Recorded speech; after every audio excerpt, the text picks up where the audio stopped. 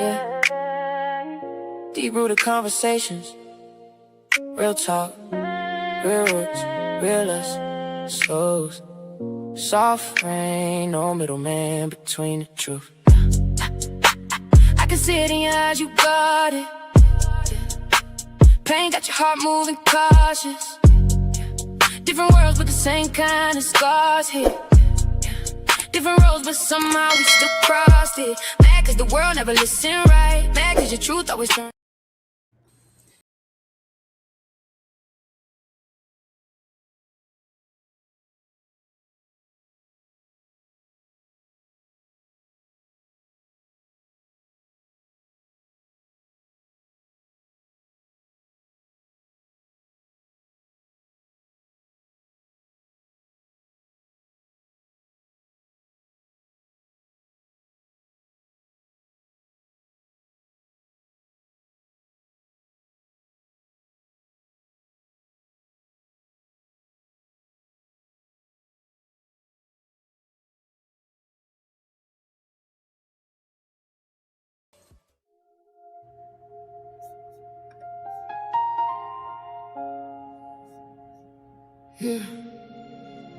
Sometimes the loudest room still don't have the answers. Everybody got a microphone now, but who's still listening for the truth? How much does justice cost? How many tears before something gets lost? Mama's still searching, Daddy's still strong. Whole world talking, but something feel wrong. Everybody came when the cameras roll, but who gon' stay when the story gets old? If truth got a price, tell me what does it cost? We searching for Nolan, can't let him get lost. Another interview, another city, another person saying that they standing with me. Pastor got the questions, family got the pain, but every time we listen, something seems to change. Lawyers in the picture, cameras in the room. Everybody promising the truth is coming soon. Then another voice comes speaking from the side. Now we gotta separate the feelings from the lies. I ain't choosing teams, I'm choosing what is real. Cause grief can make you question everything you feel, and fame can make a tragedy become somebody's stage, while a family's still waking up, carrying that weight. So tell me who stays when everybody leaves? Who wants the truth even when it hurts what they believe? How much does justice cost? How many tears before something gets lost? Daddy's still strong. Whole world talking, but something feel wrong. Everybody came when the cameras rolled, but who gon' stay when the story gets old? If truth got a price, tell me what does it cost? We searching for Nolan, can't let him get lost. Same soil, different roots, we see it different ways. But facts don't need permission and truth don't need praise. Don't care about the messenger, show me what you know. Don't give me another headline, give me where the evidence goes. Justice ain't a tour bus rolling city to city. Justice ain't a hashtag just because it sound pretty. Justice is the answer when the questions get hard, when nobody gets protected just because of who they are. So when the lights fade and the interview's in, when today's biggest story ain't trending again, remember one young man is the reason we're here, and the people who loved him still deserve something clear.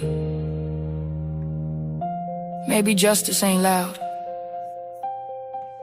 maybe truth don't need a stage. Maybe the hardest thing we'll ever have to do is accept the truth when it doesn't look like the story we already believed. Same soil, different roots, until the answers come. Keep asking.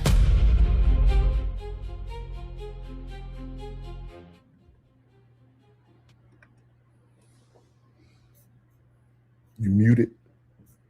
I am muted. Good evening, y'all. Welcome in to Same Soil, Different Roots. Before we officially get started tonight, we want to invite y'all on Sunday, 5 p.m., right back here to the Raw Society Network, Souls of Thought page, and over on Facebook as well. We have a live show to support the Lancaster family. Um, Sophia Lancaster, Malachi's mom, is going to be with us explaining his story. He was unfortunately unalived in an incident in Gainesville, Florida, back in December of 24. The investigation is inconclusive, and there's going to be a ton of information that we give y'all. Miss Sophia is going to explain his story, and we want to just put that out there so y'all can set your clocks for Sunday at 5, so we can get support the Lancaster family, and hoping that Florida reopens his case. So yeah.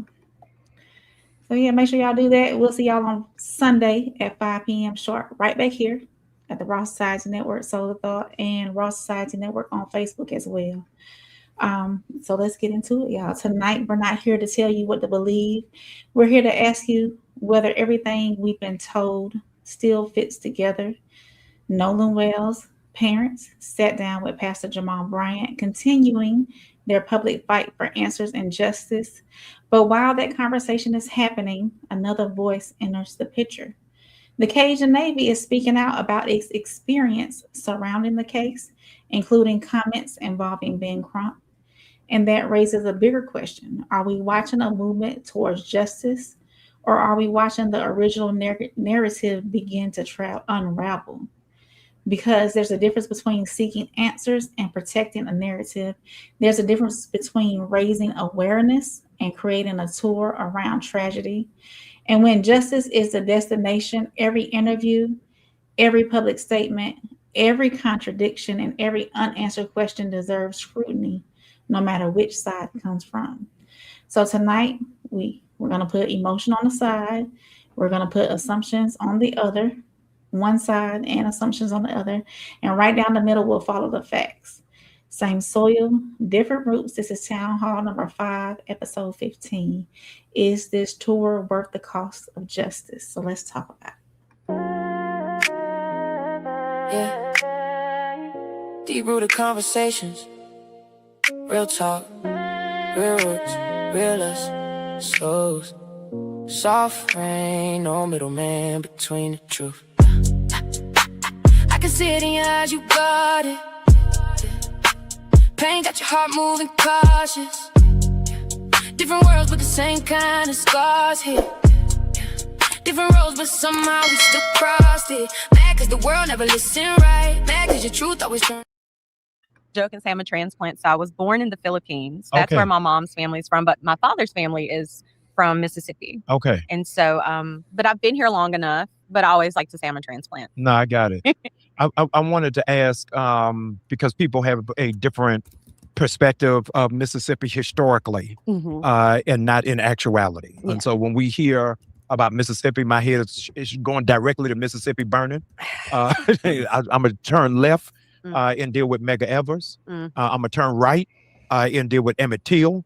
And I wanted to ask, in 2026, what is it like being Black living in Mississippi?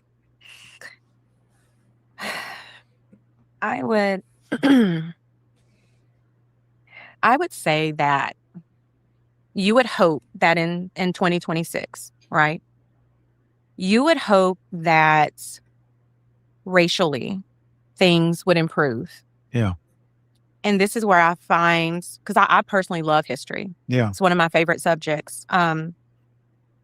But when you have a state like Mississippi that has such a complex history, especially when we start talking about race, it's one of those things you cannot forget, right?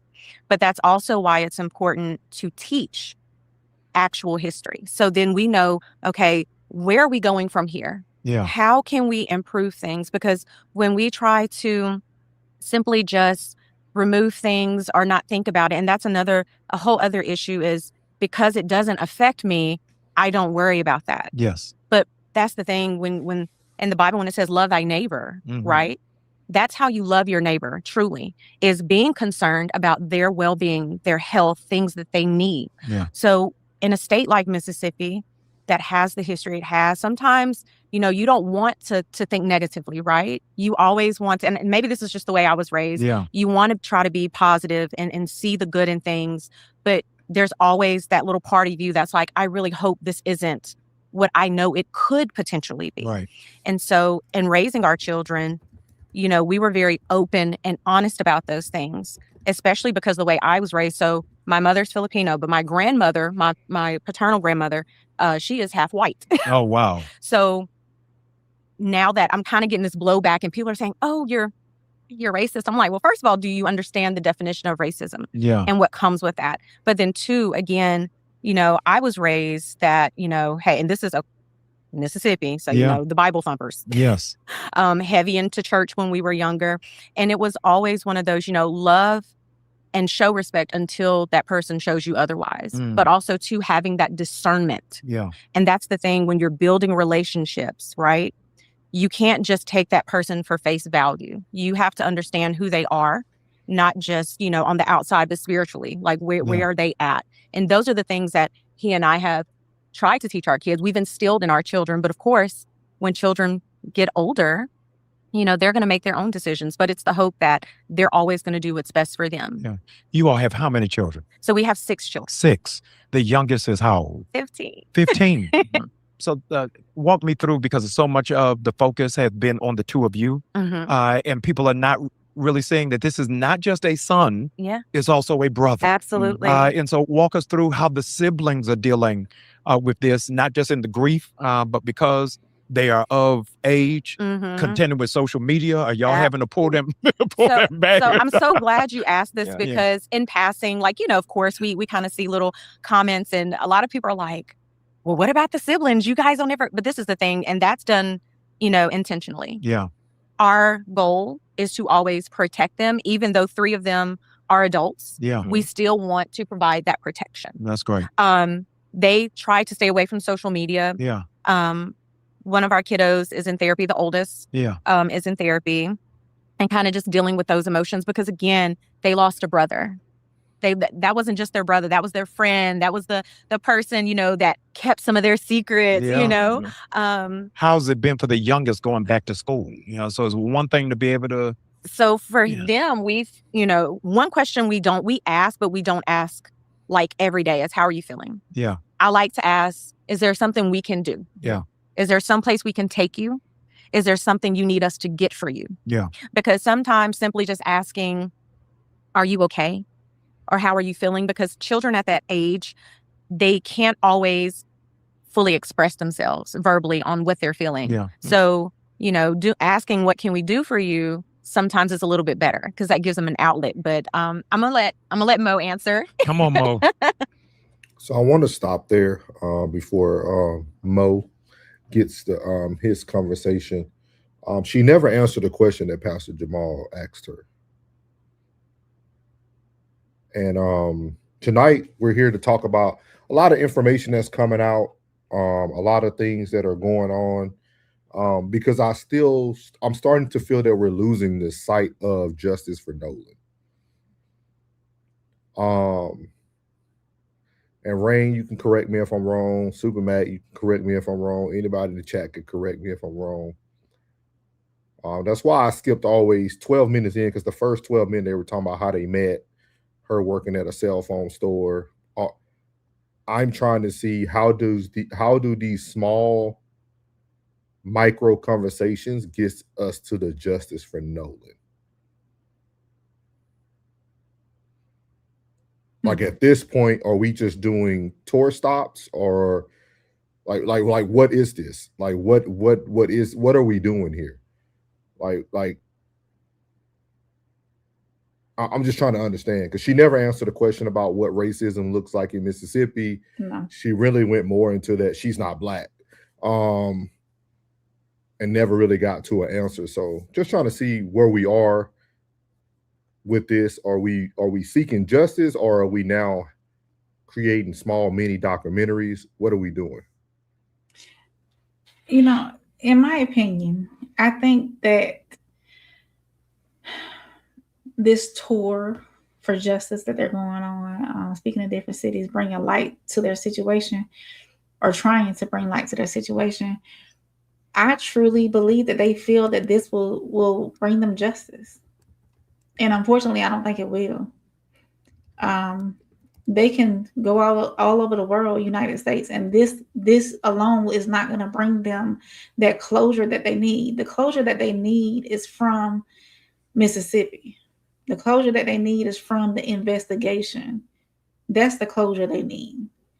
They can do this all day long. You know, there's been a countless of other families who lost their children to injustice or lost their children to circumstances that, you know, really wasn't, what's the word I'm looking for? That wasn't justified, you know, or circumstances they didn't know how they passed. You know, there's dozens of families out there that still want justice for their children as well. And I understand, as a mother, I understand her wanting to be out there in the limelight, hoping and praying that this could impact somebody else as well, give other families hope as well. But in the long run, in the end game, is this really doing them justice? The only closure that they're going to feel is after the investigation is over, after the grand jury does their due diligence, does what they need to do on their end. And in the end of that, they still might not be satisfied because it still may not be the answer that they need to get closure, you know? Yeah. But maybe they're doing this as a way of grieving as well. I'm not for certain. As a parent, if I were in the same situation, I'm not for certain how I would go along in this process. Yeah. Because I can't fathom this, you know, at all, you know, and I hope I never have to experience burying my child. But it's just, it's a tough situation. You know, sometimes they might be trying to hide them behind a superficial facade too. And it's tough. It's tough. Okay. We're going to get to some of the chats and then we're going to play some more here. Supermax said, y'all therapy tonight, 333 therapeutic. Burying my unk in the AM, loving the RSN respect. Condolences, Supermax. Yeah. Let us know if you need anything, big dog. Absolutely. Yep. Condolences, Supermax. Miles said, good evening. Welcome in, Miles. We appreciate you being here. Penny says, shouldn't you be teaching your children how to effectively verbalize themselves and not just cater to the assumption of how they feel? That as well. And you know, she said they had 6 altogether, right? And 3 are grown. Yeah. So the 3 that are not grown, they're missing out on you in the grieving process while you're doing this tour as well. Yeah. I'm trying to be better. I'm trying not to do the normal what souls do, because I heard a lot of things. I think it's a lot of stuff that we overlook just due to how people feel about certain things. But she made a statement here that her and her husband said opposite on the last interview. She said when kids get older, they're going to make whatever choices they want to make. When they were on the stage last week with the other people, they said their son would never do something like that. And I think that's why I said, like, I think we have to get back to justice for Nolan. Yeah. Because now you're doing so many interviews that the wordplay is going to change eventually. Like, people who are really concerned about justice are going to start really looking like, okay, what is this about? Like, what are we really seeking today? What are we doing today? Like, and like, I literally heard y'all say my son would never do this. And then right now with Pastor Jamal Bryant, you said when kids get older, they'll make their own choices. We're just there to try to make sure that we're there to support them. Yeah. Those with that deep thinking brain. Penny said prayer, Superman. J Lord. That's how she knew how to get into Nolan's phone. I don't know. We probably missed that, but welcome in, J Lord. I know you're still in here. Hit the like button. We appreciate you. Make sure y'all hit the subscribe button. That Most importantly, hit the subscribe button. Wherever platform you're watching on, hit the subscribe button. It helps a lot. Yeah, and put on those notifications so you know when we're going live. Supermax said, oh, wait, they don't. And that's the point. It's already out there. Penny said, I think she doesn't think she needs to answer that racism because she believes it's obvious that they can't be racist due to their minority status. J. Lord said the investigation will be completed when it's finished with the grand jury. Yeah. Miles said fundraising, maybe. Possibly be. Penny said, but I think they see the writing on the wall that the investigation has made its mind up and that they may not get to a grand jury. And they are just capitalizing off the 15 minutes, lesser of the two evils. I feel you. Jen said, thought the same thing, Rain. You think you know until it happens to you. Yeah. Yeah. Supermax said, Penny, strength is not requiring your support. Realness is being able to recognize you are not the last of the dying breed, just the newest, latest. In tears. Oh, I see what you're saying. I see what you're saying. Penny said, facts. Girl Dad cooking up deliciousness. Welcome back. He said, hit that like button if you haven't. I seen some of that food over there. It looks good. What's up? Yeah, I ain't deep though, but I did scroll and I said, ooh. Penny said, this is what happens when you don't have an effective media strategy. But how can common folk have an effective media strategy? She probably didn't think that this was going to get national attention either. Well, she's going to talk about it, right? She's going to talk about doing this interview that, you know, Crump and them never reached out to them and how it all happened. So yeah.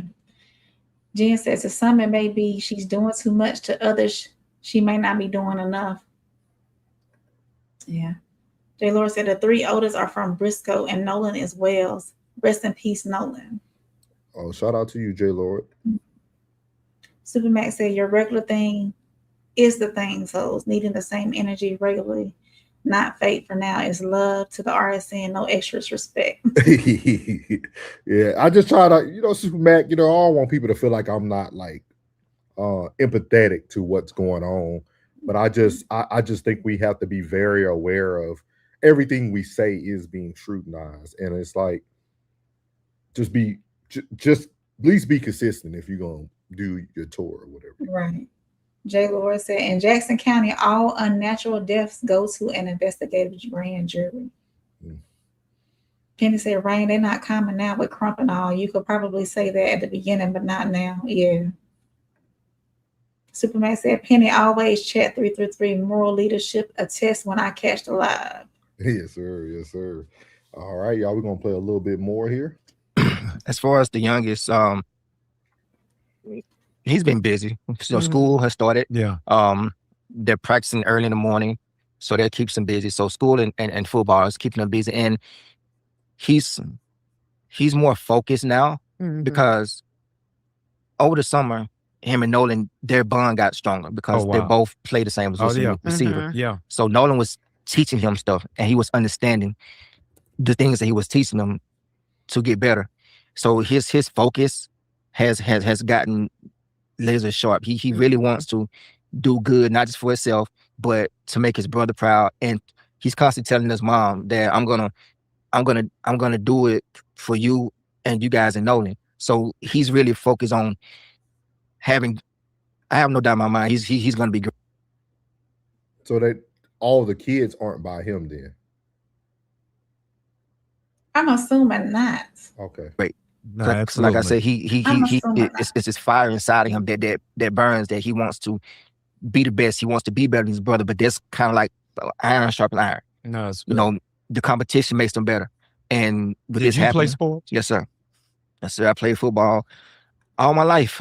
Actually, I was told that when I was born, I was tossed through the house like football. Yeah. You know, because all my uncles played and they just kind of tossed me around the house. My mom playing catch. So I've been playing football all my life, just kind of following the family tradition. I had 3 uncles to play in the NFL. So, you know, I didn't make it to the NFL. I went to some camps and everything, but the knowledge that I learned, I was passing it down to my kids. No, so they would have a better chance because I didn't have no one there telling me, do this. I had to learn on my own. Yeah. But with me, I was passing what I learned over the years down to them to better their chances. That's beautiful. I think the only thing that has outraged me more than this tragedy itself is the treatment of you. Yes. I'm dizzied by it. So that, I mean, it's compounding the pain. Yeah. To have one, the loss of a child, two, to be thrust into cameras on a daily basis. You know, people got an attitude, if you eat ice cream, how dare you eat ice cream? How now? dare I go to the store? Yeah. How dare I smile? Right. Yeah. And I wanted to jump around for just a moment and talk about how this is impacting you professionally, outside of just being a parent. Now everybody is on Yelp giving nurse reviews. I don't even know where this has come from. Mm-hmm. It's when you first saw it, what was going through your mind? It's funny because, and this is what I mean by discernment. Yes. I have always been someone who was just very in tune, not just with myself, but people, situations. And that night before it hit the internet, we were in bed. Mm-hmm. And I was like, they're going to come for my career. You said that. I was like, they're going to come for my career. I don't know if it is going to be now, in a few weeks, in a few months. I said, but I'm telling you, they are going to come for my career. And when I say they, I'm not talking about any specific group of people, just people who don't like the fact that we are just wanting answers. Yes. We're just wanting the truth. Can you imagine to be insulted that you want answers and closure about your son? I say it all the time. All we did was ask a question. Yes. We asked a question that any good, loving, caring parent or parents would ask if something like this happened. I would hope, and I have said this every interview, press conference, I would hope that, God forbid, if you were in this situation, that you would ask the same question. You would want to know, because when you are left with your child is gone. Yes. We can't answer what happened, when did it happen. We can't answer any of these questions. It's hard to cycle through the stages of grief, and you get stuck. Yeah. And so, I mean, that's all we did was ask a question. And I have, really just tried to mentally, but you can't mentally prepare yourself for any of this, because at the end of the day, and I've said it before, we didn't ask for this. Yeah. Shock and awe. We did not ask to lose our child. We have not asked for people. Let me say this. We have not begged, because that's another thing. We have not begged anyone to donate to the GoFundMe. What we have said is that if you can, great. Thank you. We appreciate it, because what people don't understand is situations like this, there's so much that comes with it. Elmore and I have not been to work since early July. Yeah. That first week, we've not been to work. And I'm going to be honest with you, the profession that I have sometimes is emotionally heavy. Yeah. So now I have to kind of sit within myself and be like, okay, are we really ready for this? Are we ready to go back to that life? But it's been that hurt. Seeing it. I can't imagine. Mo, I'm scrolling through Instagram the other week, and they even created AIs of you buying sports cars. Oh, we just saw that. I was like, what? That doesn't even look. No, I'm happy with my little car. Like, I'm not trying to. But the intentionality of wickedness. Right, absolutely. It's disgusting. To give a bad portrayal is something I've never seen. No. At this level and at this height. And the end game, I think, is just intimidation. Absolutely. And a lot of times when you hear cyberbullying, I'm thinking it's middle schoolers. So cyberbullying is in high school, but not for adults who are grieving. And I've never, cases where and we were just talking about this, cases similar to ours, I've never seen this. I've never seen that. And it's, the cyberbullying component of it. Yeah.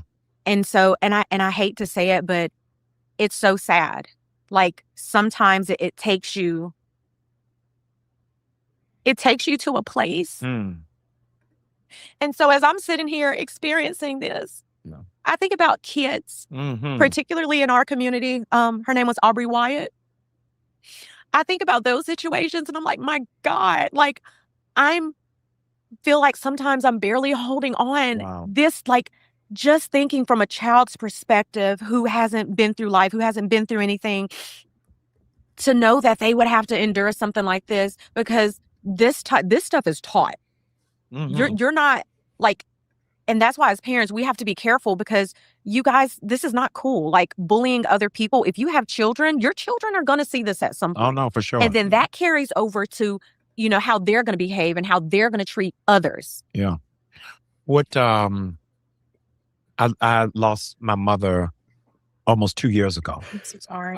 And as a pastor, I had to wrestle with why God allowed in his permissive will. My mother worked in church her whole life.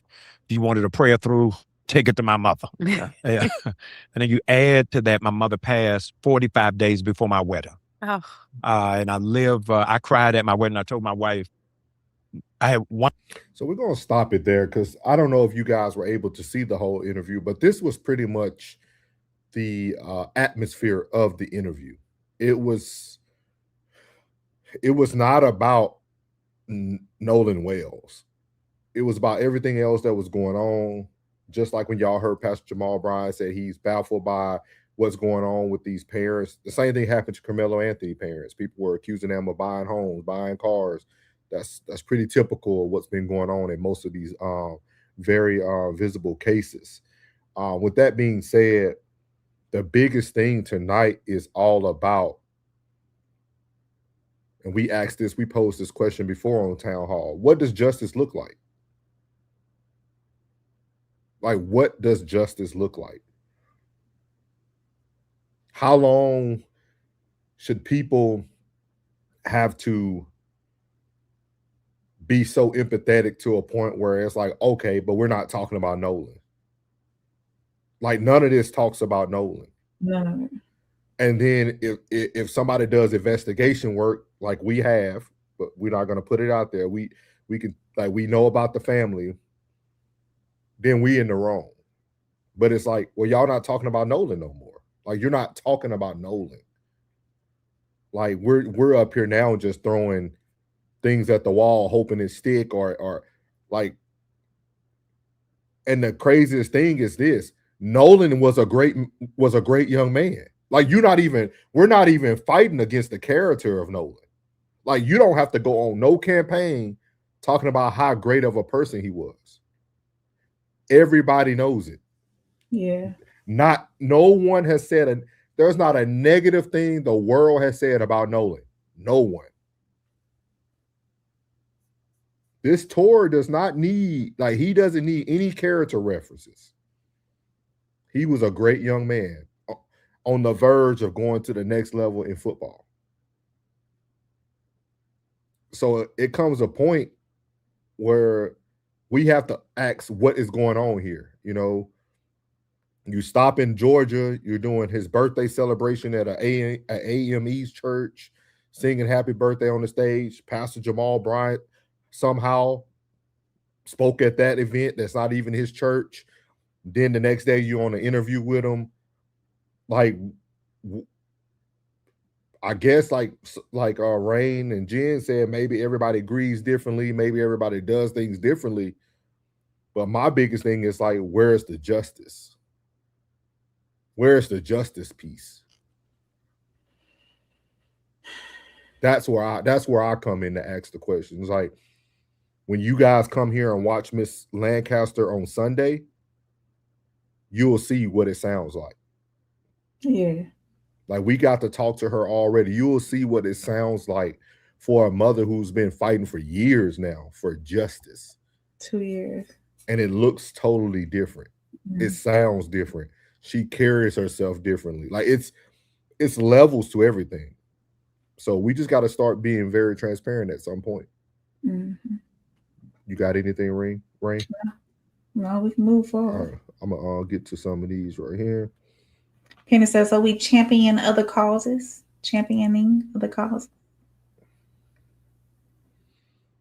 Just 2 minutes, not a second more. So Penny laughing at me.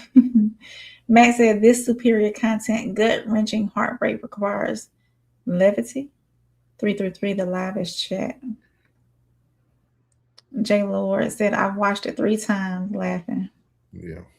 Penny said, do you think they would have Publix? What do I mean, Penny? He talking about in Florida or in Georgia. That's a store. Yeah, Publix. We have Publix in Georgia and Alabama. Penny said, do you think they would say they accepted a deal to settle an NDA? Ooh. I don't know. You talking about some Colin Kaepernick now?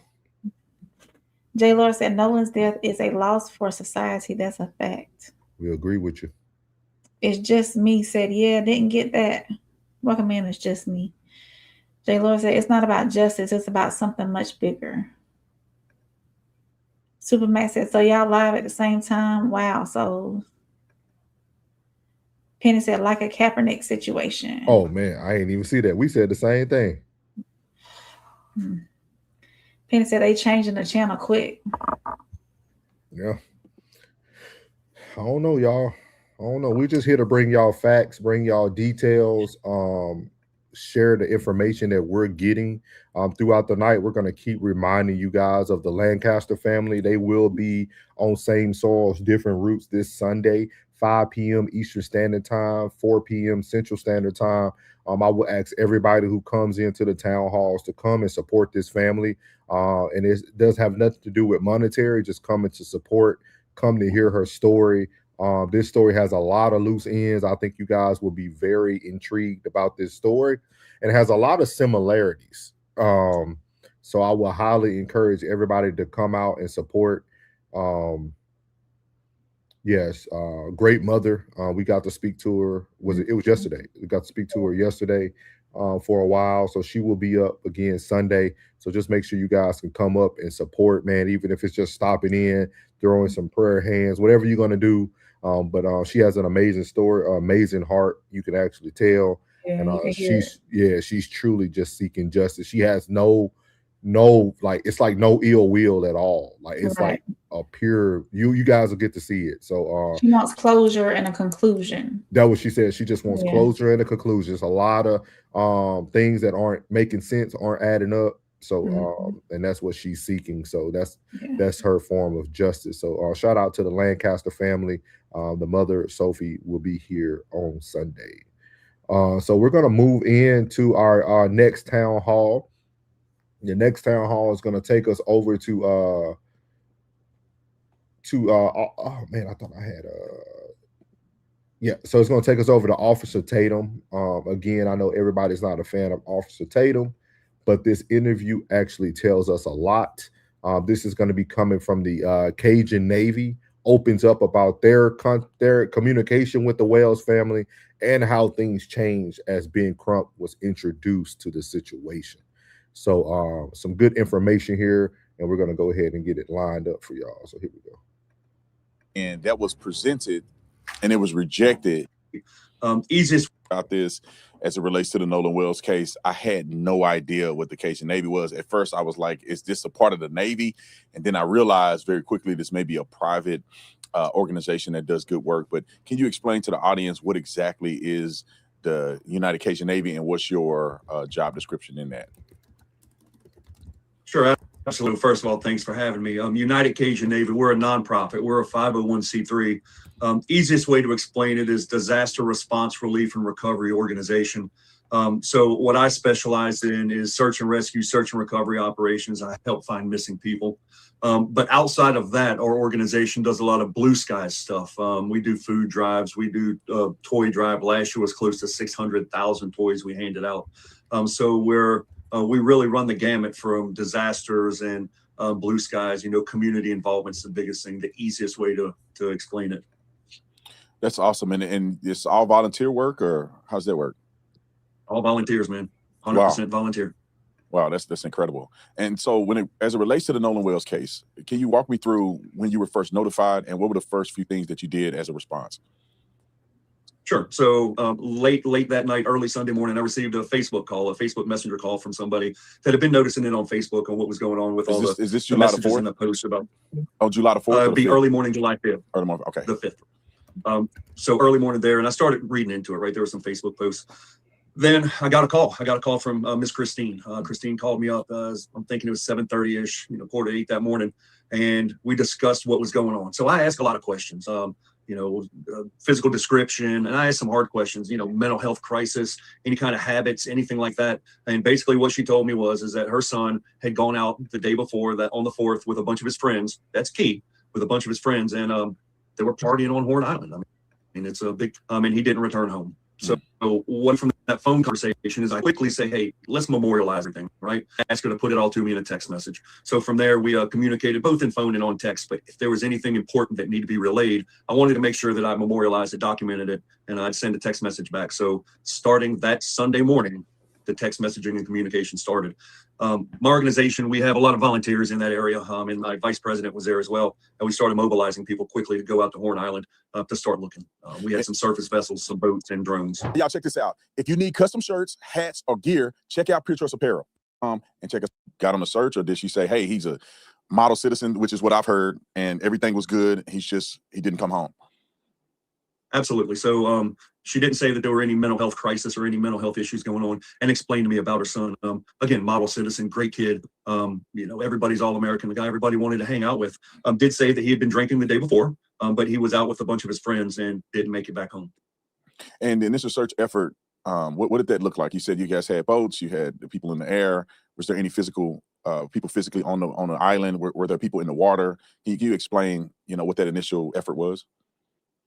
Sure. So we had boats that were in the water, and we sent people to Horn Island with a drone as well to start looking at that area. So immediately around Horn Island with surface vessels, what we call boats, as well as boots on the ground to start, the aerial search with drones. Now, I did reach out to the Coast Guard and ask them if they needed any air support as well. And they said that they had rotary wing in the air. I did have some fixed were available. They told me it was Jackson County Sheriff's Office, that it was their area and their jurisdiction. And they said they didn't need any additional aircraft. So we moved forward with the plan that we had with boats and boots on the ground there. And while you guys were on the ground in the water, did you see anything that was concerning? Did you see anything that was an indication of an altercation or any signs of Nolan or anything in that initial search? None at all. But what we did do, so I put out a post, right? So we use social media. It's a huge tool. What we do is I'll make a video and have a missing persons poster, and I put that poster out, and we started to receive some phone calls and some messages. There were some people who said they may have seen him on land. This was later on Sunday, that they may have seen him in some of the surrounding municipalities. So again, not knowing what happened, not having any clue, we sent some people to check out those areas as well. But we continued our vessel search and our search in the water as well as on Horn Island. But moving forward from there is I started a very succinct operational plan of the search later on in that next day that Jackson County Sheriff's Office was aware of. Did you have any communication with Miss Christine after you guys have done the search? I know you had initial communication when she asked for your help, and did you talk to her or communicate with her during the search or there right after the search? Absolutely. We communicated all day. And I've got the text messages where we talked via text as well as where we spoke on the phone. So I kept her up to speed on what was going on, and she would feed me a little bit of information throughout the day. And again, it was in text. And as that search started to wind down, we again had another conversation. And I explained to her, hey, here's what's going on. As it starts to get dark and dusk comes in, we demobilize, and then we start planning for that next day.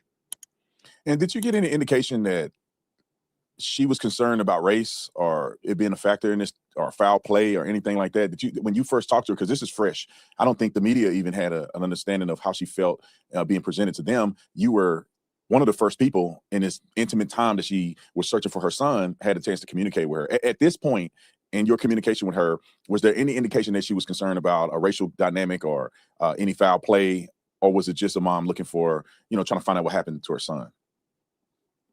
It was a frantic mother worried about her child. And that's no indications of race, no indications of foul play. She reiterated a couple of times, Brandon, that, he went out with his friends. So it really made me believe that it was a cohesive unit, a group of guys who went out to go party on the 4th of July on Horn Island. But again, no initial accusations of foul play or anything to do with race, not at all. And so you guys concluded your search, I believe, the day that he was discovered. Did you guys discover him? Did law enforcement discover him? And then walk me through what happened next with notifying Miss Christine and the family. Sure. So the next day is really key. That Monday morning, we were communicating back and forth, and I had a fixed wing that was going up. It's an airplane at about 6:30, 6:35 that morning, and I offered for her to go in the plane. I said, look, if you want to go up in the plane, The offer is there. I don't recommend it, but I need to at least express that offer to you and make it there for you. She declined that request. So I'm on my way there to the boat launch where the Tactical Operations Center was at Mars Lake. And she sent me a message that morning and said, where are we going to meet? As soon as we're done with the data dump on the phone, we'll meet up with you. So that made me believe that, hey, they were going to the police department, whatever it was, to do that data dump on the phone. And then we got the call, right? So somewhere, it was after there, I was 15, 20 minutes away from the boat launch. The sheriff's department called me, and then Christine called me right after that. They had obviously first notified Christine. But when she called me, I told her, hey, I'm 15 minutes out. Meet me at that boat launch. And we did. She met me there. When she pulled up, she came running to me, and it was one of those moments that you'll never forget. This was a grieving mother who knew in her heart that was her son that had been found. Gave me a big hug, man, a big bear hug. Mr. Elmo was there, and we sat in the parking lot. We sat on the ground in that parking lot for 15, 20 minutes, and we were exchanging tears, if I could put it that way. It was a super emotional time, and I knew that was probably the beginning of the hardest days of her life, right there sitting in that parking lot. Wow. When you talked about the phone, did she indicate to you at any point that there was anything suspicious in the phone, or she just in, kind of a passing conversation that she mentioned she was going to send the phone to be downloaded? So did she mention anything other than the phone being downloaded to you about the cell phone, or whether or not she believed it was a crime committed in it or not? So didn't say anything about a crime, but we did discuss the phone that Sunday. So the day before he was found, she called me up and we had a discussion about the phone. She said, hey, Josh, they want the phone. And she said she wasn't too comfortable with sending it to him or giving it or turning over the phone. And here's what I told her. I said, look, that phone was your son's phone, and you got every right to turn it in and to video everything that they're doing with the phone. Be there for it. If you don't trust the process or some concerns, get your phone and video what they're doing. If you're concerned about losing data, there it is.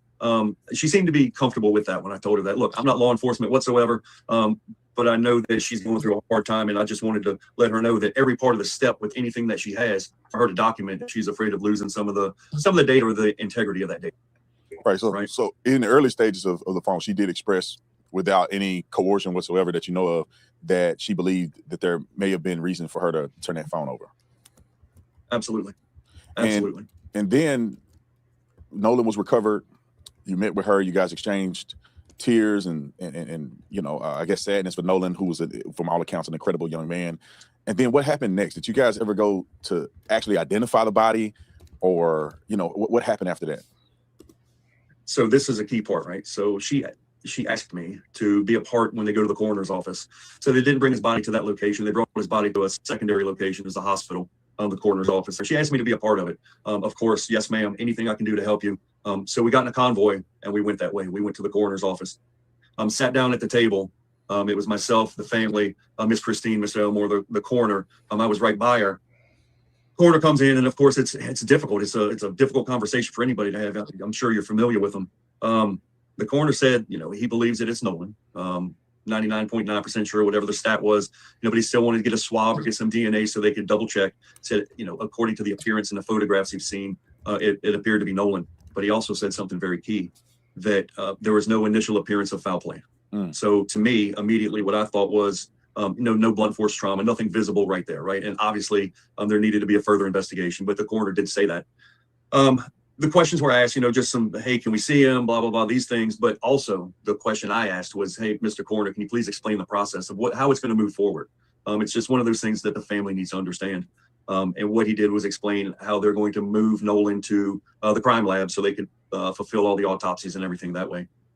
I was not a part of identification of the body. We immediately left. So if at some point that evening later on, we went to their house after the coroner's office, if they went back to identify, I don't know. I wasn't, but the immediate meeting with the coroner's office, there was no identification by myself or the family that I was aware of.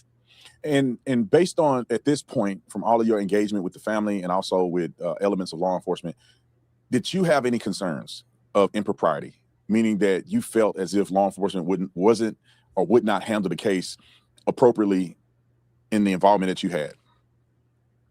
So from the level of engagement that I saw, let's base it on initial level of engagement. They had a lot of people that were involved with the search, and then immediately after as well. I mean, I was communicating with the sheriff's department closely thereafter.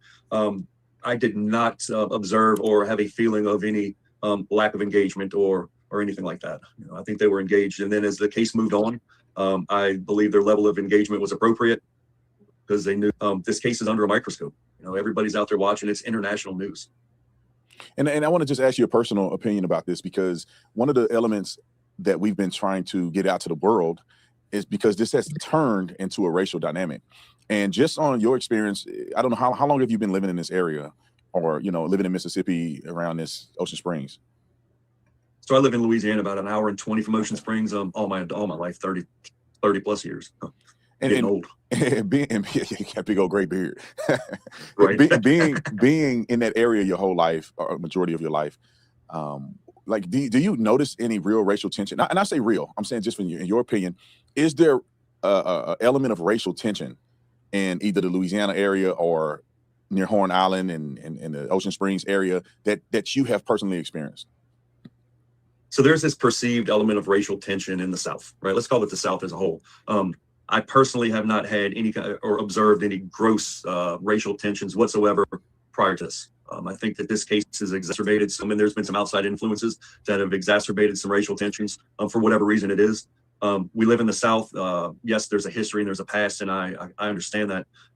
But move forward with the way we're living, right? It's 2026.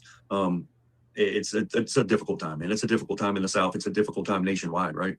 But let me say this. Let me put this out there real quick, is that I 110% support Miss Christine and what she's doing. She's a grieving mother, and I've said this from day one. There's no rule book. There's no playbook on how she should act or what she should do. Find the truth and trying to find answers. There's a lot of outside influence that's pushing her in whichever way it is or however it is. But again, I support her. She's got to find the truth so she can start that grieving and healing process. There's some disgusting things that are out there, and we just need to be able to differentiate from that, right? Yeah, I'm glad you brought up that point, because that's been a huge concern of mine, of trying to figure out what's stimulating this. When I spoke to some of the young men that were being accused of killing Nolan, they were saying that that initially it didn't appear that there were issues between Miss Christine, the boys looking for Nolan, and then all of a sudden it seems to be an issue of race and accusations, and it's almost like the community begin to break down, because it appears that even you, being a volunteer for the Cajun Navy, being able to, and being white, being able to go with Elmore and Miss Christine, and you guys shared the same sentiment of looking out for what happened to Nolan, and it seemed like it turned. And from my observation, it seems like when the attorney Benjamin Crump and others got involved, it seemed to turn more in a activist political direction than, you know, just the generic direction of, hey, a community coming together to find Nolan. Now, that is my opinion. Now, you had a closer experience in this because you were in communication with Miss Christine and all of the above. What is your take on how this has played out since the very first time you got involved? I don't necessarily disagree with your opinion, okay? I've seen the communications with Christine and her family dwindle down after the hiring or onboarding of Mr. Crump. Now, again, I want to make sure that everybody understands I'm gonna give the family the respective space that they need. And I will send them motivational messages. Just today I sent one, hey, Miss Christine, I know today's a tough day. It's your son's birthday. Just know that I'm here for you. 110%. If you need a shoulder to cry on, somebody to call, whatever it is, I'm here. Got to thank you, which is all I expected.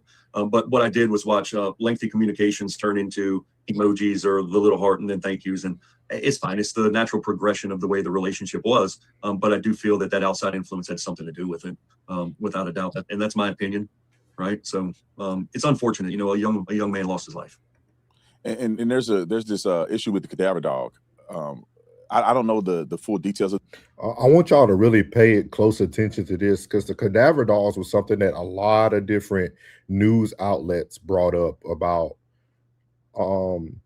And shout out to the Cajun Navy. They provided or they offered a lot of resources at no cost, just to the family, whatever they needed. And I want people to stop getting so caught up in who Officer Tatum is and listen to the guy who's giving his real opinion, because he's giving very valid information. I always tell people, to me, Officer Tatum is like a bad black preacher, right? He'll give you some good news one day and then he'll lie to you the next day. It's okay. But at this point, I want you guys to really pay attention to all those resources that were offered to this family that could possibly allow them to get more answers and less assumptions down the road. But I'm under the assumption, I hope you can clarify this for me, is that there was an initial request or an offering up of cadaver dogs to search one of the boats, I guess one of them that Nolan may have been on, and that was presented and it was rejected by Benjamin Crump. Can you are you associated with that, or can you explain that? Do you have more information than I do about this? Sure.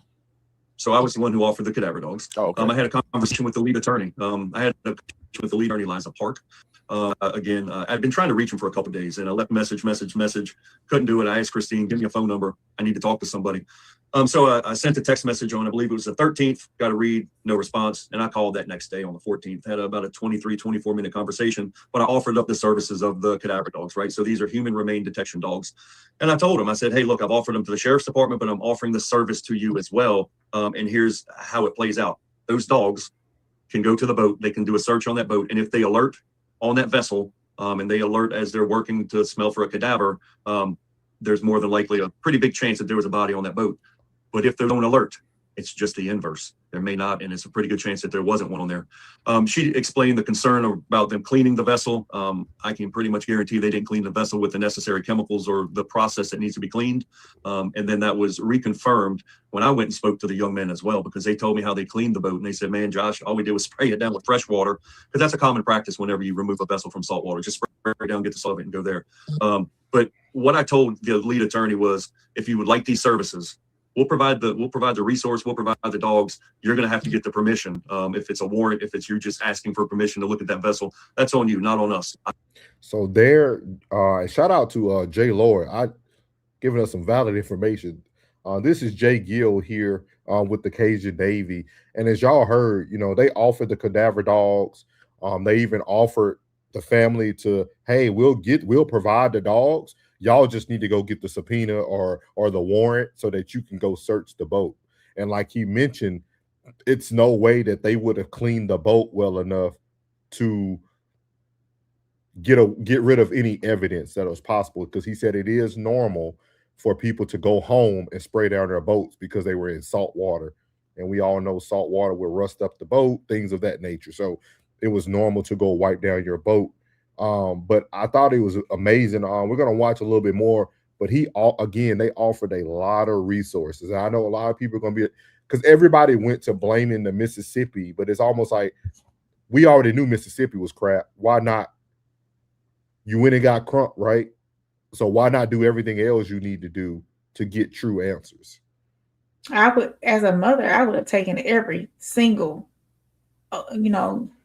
hey, you need our help? Yes. I don't know what I'm doing. Yes. Cadaver dogs. Yes.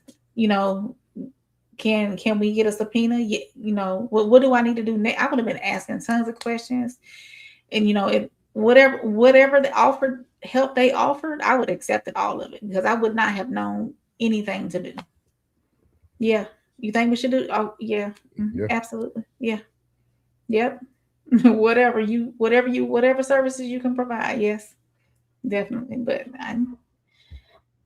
so it's just a few more minutes, and we'll get to any chats and any question about the dogs. You get the permission. What she said was, we'll have to really think about it. We didn't understand that if there's no alert, that means nobody. So that's pretty. I mean, what do you think about? I mean, what do you think about that? Was that, when she said that, was that suspicious to you, or was it just maybe somebody that don't understand how this process works, or how did you feel about that? And it's just an opinion or a hunch of how you felt, because when you said it just now to me, it's kind of weird that you're looking for Nolan. If I was Nolan's friend, I mean, I don't even know Nolan. Knowing what I know about Nolan right now, there is no stone that would be left unturned for me. And so with the cadaver dog potential, how did you interpret that? So I interpreted as there were concerns that the dog wouldn't alert. That was my interpretation. No alert, no body, right? So of concern, because they were looking to try and find the last location of Nolan. It was a red flag. But here's what else I said. When I gave her a little piece of advice, me not being an attorney, but just a common sense kind of guy, I said, why don't you ask the family, because I can't give you permission to search your boat. Why don't you ask the people who own the boat, say, hey, we want to run a cadaver dog on it. If they say, sure, no problem, that'll tell you something. But if they say no, right? So we never were returned. I never personally got an email or a call back, hey, let's use those dogs. They could have went out somewhere else and used some other dogs. The conversation was that. But I will say this, 2 weeks later, the sheriff, Jackson County Sheriff's Office, did ask me to bring some cadaver dogs for another case that's in Ocean Springs. So they're fully aware of our capabilities, and they utilize us with those resources. So there's the cadaver dog story for you. Yeah, it's very interesting. I just wonder, is there anything else that you have noticed because you live out there, you've been involved in this case. I'm sure you hear, grumblings from people all around with theories and some conspiracy theories. Some people are out of their minds on social media, and some people may have some interesting information. Is there anything else that you know of that you'd like to add and you want the world to know about your involvement of things that you've been able to be privy to out at Horn Island or even back on land? Sure, and I've been to Horn Island many times, been out there for July 4th in years past. Here's a couple of things I want to get very clear with people. Number one, I support Christine. Organization supports Christine. Number two, the threats and the vitriolic rhetoric, it needs to stop, man. The threats, it's not healthy for the environment. It's not healthy for what's going on. These young boys are taking a beating with threats. It's not good. Next thing is, social media is a great tool. It can be your best friend, but it can be your worst enemy from time to time. Let's just watch what you say. Watching, people are looking, the mama Christine's looking at social media, the boys are looking at social media. These people have to move on with their lives. With all these crazy cockamamie stories, one lady said, he could have been dismembered and put in a fish box and put it back on the island. Come on, man. Let's use our noggin, not just to hold a hat on top of it, but let's use our head, right? Look, there's problems. There's racial tensions. Granted, got it. Let's be driven by love and let's not be driven by anger, because when we're driven by anger, we make bad decisions. And I think we need to start making some good decisions in what we do and what we say. I love that. I appreciate you, Josh. What ways can people who are watching this help and support the United Cajun Navy? Sure. So we've got a website. We are donation driven. We're a 501c3. It's a United Cajun. So shout out to the Cajun Navy, man, and Jay Gill. He actually talks about they found a young man just this past week that they did a search with that they've been looking for a while. Shout out Mary, welcome in, man. Hey, Welcome in, Marty. But again, man, it's just another location. I mean, another resource that it seems like could have been used to a better advantage. And I don't know how people look at these things. And I feel like I know we probably missed it. Y'all probably missed it earlier in the interview, but he asked him about the communication between him and Christina, and it actually stopped. He said it went from long messages to just emojis. And then after that, he still kept sending his encouraging messages to the family, but the communication ceased. I'm sure that was guidance given to her, because if you also heard his initial communication with her, she ran up to him and said he was out with his friends. He was out with his friends. And now the whole story is they were never his friends, right? It was never nobody they knew. It was never everything's, and we're going to show you guys even in the next segment, text messages, conversations that were being had between Christina and Nolan. The whole thing just doesn't make sense anymore. Like, and I'm kind of with Supermac, what he said earlier. It's kind of like at this point, I think we know what it is. Yeah. And how do people start to heal? Because there's still a lot of people following this case. There's a lot of people affected by Nolan Wells' loss, but then we get no closure. So just something to think about. J. Lloyd said, I'm off tomorrow. Are you guys on every night? The keys to the office are with my coworker that left for the dang dinner. It's the only quiet room in this place. Hit us up on the email, and me and Raina set something up with you for sure. Yeah. We can make ourselves available. And J. Lord, are you in the Mississippi area, man? It'd be great to have somebody on. We appreciate you, man. Appreciate you even staying around. For y'all who don't know, J. Lloyd said he had an actual channel himself, just due to all the malarkey in the cesspool around this, around a lot of the cases. They kind of backed off, but we'll appreciate, man. We'd love to have you up. He said, Marty in the chat. Mikey said the black community already convicted these boys with no evidence. We understand, Mikey. We understand, man. And we appreciate your opinion. We're just here bringing content and the facts. He said sanitized. Lori said, I got y'all copy. You guys seem rational, which is rare. Oh, man, let me read that one more time. Hallelujah. I got y'all copy. You guys seem rational, which is rare. People get emotionally invested with tunnel vision. Well, you have definitely found a home here, J. Lloyd. Souls has little to no emotions. All facts over feelings all the time. All the time, J. Lloyd, all the time. He said definitely. Yeah. He said no. I'm in Clearwater. Okay, Clearwater, Florida. Bird. it was the Idaho 4 case that made me hang up my Spurs. Oh, respect, no. respect. Yeah. Well, you'll probably know a little bit about the Lancaster family then on Sunday. And Marty said, he said, I'm grateful. Yeah. We're grateful that you're here, man. All gratitude, man. We appreciate you being here. That means a lot for somebody who was in the content game doing this. So we appreciate it. Penny said, J. Lord, don't give Souls a big head. He would never live it. Come on, Penny. Oh, man, Penny. It's Friday, man. You know, people act different on Friday. All right, Penny. All right. No, but we appreciate you guys, man.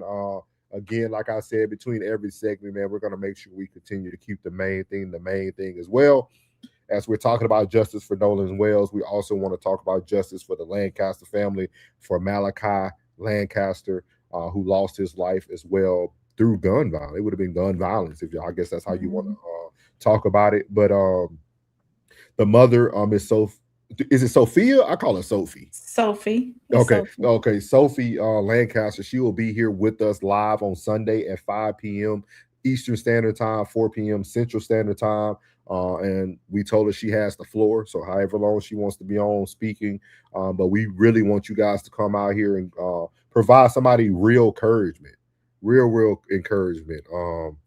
Because it's nothing like having someone. And what I really like about her, she's going everywhere that's willing to spread her son's story. Mm-hmm. She doesn't care how big, how small, if you're new, if you're old, like she's just trying to spread for justice for Malachi. And it's super dope, man. I think y'all are going to really enjoy hearing her and hearing her speak and just talk about her son. So, and the case. And she's on it because she's sending Rain document. We're gonna have document. Yeah. She said, I'll send you whatever you need. Like she's on top of it. So shout out again to Miss Sophie Lancaster and the Lancaster family, man. We appreciate you. J. Lord said, I'm definitely interested. Lancaster is my family name on my mother's side. Okay. Might have said if his head gets any bigger, he will float away. I'm gonna let you live today, Marty. I'm gonna let you live. J. Lord said, is this family from Kentucky by chance? I'm not totally for certain, but this incident happened down in Gainesville, Florida. Yeah. Or close to Gainesville, Florida. J. Lord said, I got channels that are trustworthy and will help spread the word. Ooh. And that's what she's looking for too. She's looking for us content creators who are unbiased, who will help her spread the word of what's going on. Penny said, it's all real as love in these parts. Yeah. So we appreciate everybody who's here tonight with us, man. Again, we're just bringing the information. Everybody has their opinion. We respect everybody's opinion. So the next thing we're going to cover tonight is the Christina Wells and Warren text thread that has came out. Seems like everything's coming out now all of a sudden. And we're going to go over to another unbiased young man that puts out very great content as well, Class E. And we're going to hear what he has to say about the Christina text messages. So here we go. Information that has been released, and they are actually text messages between Nolan Wells' mother, Christine Wansley, and Warren Hudson. Now, we're going to talk about it because a lot's been said and a lot's been going on with this investigation. Specifically, one of the things we're going to key on and focus on here are what was said by Christine Wansley, and a lot of you have pointed it out when it comes to Nolan's relationship to his friends. Now, throughout this entire investigation, since the beginning, Christine Wansley and Elmore have made it very clear that, and they didn't know these people. They said, what? It's almost like they didn't even know Nolan had friends. I don't know what friends they thought Nolan had, because they made it very clear these people that were on the boat with him, they didn't know like that. Christine, even so much so, in the last interview we saw her do, she said that she got a call from a number and she didn't know who it was. And she picked up the phone and he said, hey, this is Warren. And she said, Warren, what? Why are you calling me? And Warren said, oh, well, have you seen Nolan? She said, no, Nolan, I thought Nolan was with you. So again, she made it seem like pretty much anybody. That's what I'm saying. People who are really following this that wants justice for Nolan is going to notice everything.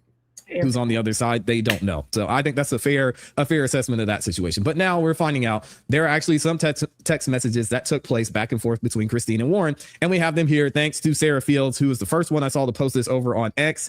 And she gave all the information about these text messages. Here's what she had to say, and we'll get into what the text messages say. Exclusive. Private text messages show Christine Wells Wansley was in direct contact with Warren Hudson, and he was giving her information from the very beginning. If so, this is not a great look for Christine, because she made it sound like she didn't know who it was that was contacting her.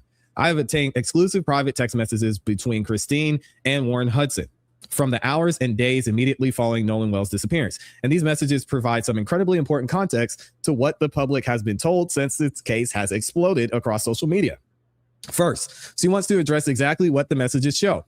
Warren was in contact with Christine and giving her information. She minimalized this previously. They also show that Christine was asking Warren questions and that Warren's forthcoming about answering those questions. He wasn't avoiding her. He wasn't refusing to answer her. He was communicating with her, answering her questions, helping with search, and telling her what information they had already provided to authorities. The communication shown here begins the night Nolan was reported missing at 11:15. So again, probably shortly after he called her. She said the phone call from Warren was around 11:07. And that was on July 4th. Christine asked Warren, where is his car? Warren responded, it's at Jack's house. Christine immediately asked where that was and asked him to send her the address where the boys had launched. Again, kind of crazy that they didn't know where these friends were or who they were. That's a weird situation. So let's actually get to the text messages. And thankfully, the dates are here. So we'll be able to go along and see exactly what was said and when it was said. She says this.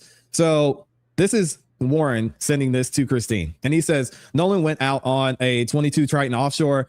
I was on the 24 Tide line on the way out. We were on separate boats. I went back to the Triton DMR and the sheriff's office has all the information also. And then on Monday, July 6th at 1:37, Christine says, hey, Warren, can you collect any of Nolan's items left at Jack's house? And Warren says, good morning, Miss Christine. I just wanted to let you know that my family and I have been praying for you and your family. And he says, Nolan was one of my best friends since we were in 8th grade together. You and Mr. Elmore raised one of the best men I've ever met. Wow. I wish I could be there today, but I would never want to take attention off of your family and Nolan and be a distraction. Thank you for being the best parents that Nolan could have. Wow. Shout out to Warren again. And he said this to Officer Tatum in the first interview he did, because Officer Tatum asked him about not going to the memorial. And Warren said, listen, I didn't want to make it about me. Even though we were getting all these death threats, I knew it was going to be an issue. And then there's some more information. It looks like this is actually from July 4th. And Warren said something about, we went out this morning to look, and I've been on and off the phone with Jackson County Sheriff's Office today. If you need anything at all, please don't hesitate to reach out. And then Christine says, thank you. And Warren says, we are all praying for your family. And Christine says, we appreciate it. And then July 5th, this was before that first message, Christine says, what is the make and model of the boat you guys were on? Nolan said, we went out on the 22 Triton. And then that's when that message comes. Okay, so these are just out of order. And then on July 5th, Christine said, Nolan's dad is at the house to pick up the keys. And then Christine said on Sunday, July 5th, said, hey, Warren, what kind of sunglasses was Nolan wearing yesterday? This is kind of crazy. Warren says, I'm pretty sure Ray-Bans, Miss Christine. And then he says, hey, Miss Christine, just wanted to check in. We went out this morning to look, and I've been on the phone with the Jackson County Sheriff's Office today. If you need anything at all, please don't hesitate to reach out. Okay, so it looks like these are out of order. Let me actually go to the beginning. So this is on July 4th, and this is at 11:15. And Christine says, Warren, where is his car? Warren says, at Jack's house. Christine says, where is that at? Can you please send me the address where you guys launched? And he said, yes, ma'am. And she said, what time was the last time you guys saw him? And Warren said at 3 p.m. Now, she also says, what was he wearing? And he says, black shorts and sunglasses. And then Christine says to Warren, can you call Neva at DMR? And it actually shows that she unsent a message. We're talking about deleted messages. She actually unsent a message, which I guess we'll never know what that said. Either way, Warren says, on the phone with the Coast Guard right now. I will after. Yes, ma'am. And she says, thank you so much. She also says, we have to file a missing persons report. So one more time, tell me exactly where you saw him last. I'm sorry, I'm asking you to repeat this. And she edited the message. And he says, 3 p.m. at the west tip, north side of Horn Island. And she says, where did you guys launch from? And he shows her the location. He says, we launched the boats yesterday evening and left from here this morning. And she says, Nolan's dad is at the house to pick up the keys. And she says, hey, Warren, what kind of sunglasses was Nolan wearing? And he says, I'm pretty sure Ray-Bans. And then that's when they go through the rest of this conversation. So again, it's interesting to see. I understand the pushback and the confusion from a lot of the stories that we're hearing, because we heard one thing from Katie, we heard one thing from Warren, we had heard one thing from other people, and the stories weren't making sense at first. But again, it seems like he was really being helpful with the part of the investigation when it came to finding Nolan. And even after that, giving information about this. So I think this is going to be interesting to see how this plays out. I want to know what you guys think about this in the comments in the chat, because again, it's really showing how helpful Warren was being and how consistent his story was, because it hasn't changed. It hasn't changed at all from when these text messages and what the text messages show to when he's done the interviews with Officer Tatum and beyond. So it's interesting to see. So again, I want to point out something that Sarah said, and then I have some more information I want to give to you guys, because she says, this is a very different picture from what millions of people have subsequently been encouraging people to believe about these young men. These texts show communication. They show cooperation. They show Christine seeking information directly from Warren. They show Warren providing it. And they show a relationship between Warren and Nolan that looks very different privately than the picture that was being painted publicly. Christine has behaved as if none of the boys were helpful or forthcoming with information. That's true. She has acted as if they were not friends. She acted as if they did not care about the answers. She has been deceitful to the audience. This is what Sarah says. She knows she has. Again, shout out to Warren, because I think this is great in the sense that we now see, and we're now able to see that right when things happen, he was telling the same story. So there you have it, man. That's why, we started the town hall. Because my biggest thing was just providing everybody with accurate information and getting away from the emotions, because we're starting to see a whole different playbook. Ben Crump all the way in Jacksonville, Florida now, dealing with a whole nother family. Yeah. He sung Happy Birthday in Georgia and went to Jacksonville. And for those who don't follow us, I recommend you guys going back. We still have an ongoing series called Unfinished Business. All the trials and all the things that Ben Crump has had his hands on that never get a finishing result. And we've been covering that as well. And this seems like it's going to be another one of those things. Yeah. Because you can't go from one family to the next family to the next family and have enough attention span to really give them your all. So just something to think about, guys, as you continue to go through this. I will highly recommend our community start to ask the question, what does justice look like? As we're fighting for Carmelo Anthony, what does justice look like for him? We covered that breaking news yesterday, right? He got a new attorney, he got a new team, he got a new judge, but the judge is trash. Yeah. The judge is so trash, he said he's going to send it by email what his choice is by tomorrow. Yeah. He's going to send it by email. I'm trying to tell y'all. Y'all, everybody was on Nancy Grace boat at first. I sent y'all, me and Rain covered her too, double talking and lying, saying one thing on Officer Tatum's show, one thing on her show. But no, at first everybody like, oh no, Nancy Grace, get down to the business. Nah, she been doing this for. I keep trying to tell y'all. Grifting looks amazing. When people have their emotions in it, that's grifting, dog. If you can't give people facts from both sides, even when you don't like the person who's delivering the message, that's called bias. You have a bias. I don't care if you agree with Officer Tatum or not. I'm listening to the people he's sitting down with. Same thing with Nancy Grace. I don't care about her. I'm listening to all the people that she's sitting down with. Yeah. We're supposed to listen to the people that they're sitting down with, not the person who set up the interview. That don't even matter. We need to hear what the person they're talking to is saying, because they're supposed to be the source of information. Yeah, we shouldn't be worried about that person's perspective. We worried about the facts that are coming in. Yeah, we be too emotional. Like, get out your emotions. I don't care. Hey, you know what I mean? We gotta get the information, and sometimes the information is gonna come from people you don't like to hear it from, but it doesn't mean it's not quality and good information. So, and prayers to everybody who's fighting for justice for Nolan Wells. That's all I can really say, man. I don't think we're going to get any more movement on it. I think it's going to be something that kind of fades off. I think Carmelo Anthony case is going to possibly overshadow what's going on with Nolan Wells if he gets another trial. which me and Raina keep y'all abreast on that. But we're gonna read some of these comments, and Rain found some great information that we're gonna close the town hall off with tonight. So. J. Laura said, I worry about survivor's guilt. Yeah. Yeah. It's going to be hard for them young men, man. They dealt with a lot, too. Penny says she owed Warren an apology. And they just getting started with their adult lives, too. They just getting started. They got to live with this for the rest of their lives. Penny said, and tainting the pool in Jacksonville, too, if this is his MO. Yeah. J. Laura said, you guys just gained a stage 5 clinger. We appreciate that. I have 6 binders full of Ben Crump BS. Hey, come on up, man. Come on. We'll connect with you for sure, man. But Yes. we highly encourage you to go back and watch our No Middleman show. We got a whole bunch of content on the Raw Society Network. Go watch it all. This is what we talk about. We just talk about, we do some relationship stuff, but if you're looking for crime, sociology, psychology, just different things about the world and how we look at things, I think you'll definitely love it, man. Yeah. J. Lord, Nancy is an unethical witch from Atlanta. Hey.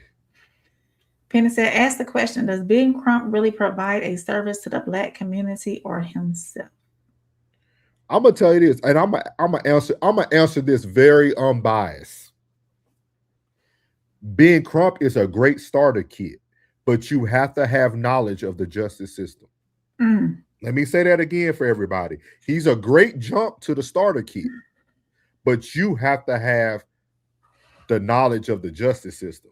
Because if you think about you think about all the publicity Ben Crump brought to the Wells family, right? And if the Wells family would have just went with some of the advice that the Cajun Navy brought them, it would have sped things up a little bit quicker.